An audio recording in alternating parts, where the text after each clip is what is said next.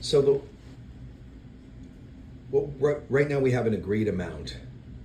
And so we're looking at a situation where something would happen and you wouldn't be able to operate your business.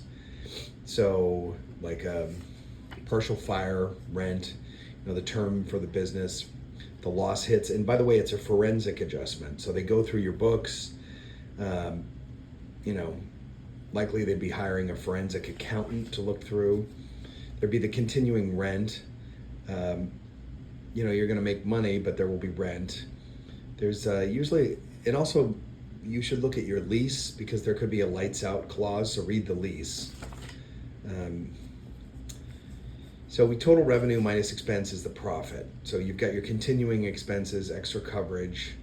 If there's a fire in the warehouse, how are you going to adjust at that point? So say you had $10K a month in rent. I'm just pulling a number out.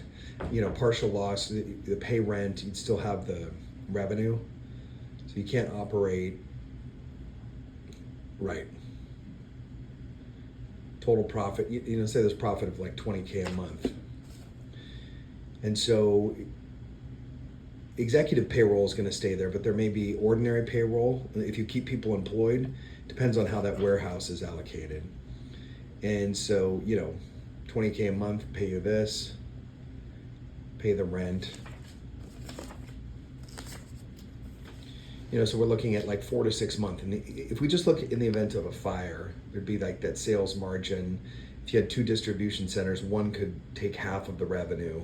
If you're down for 4 months or 6 months, so whatever you make in 6 months, let's say, then you got the cost of goods sold associated with that. And you're still going to be able to, most people are going to still work. You might furlough some workers, but I would imagine you just move to a different warehouse, so there'd be that extra expense. It's not likely that both warehouses would burn down at the same time since they're in different parts of the country.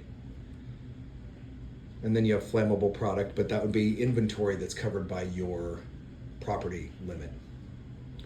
So hopefully that gives you enough.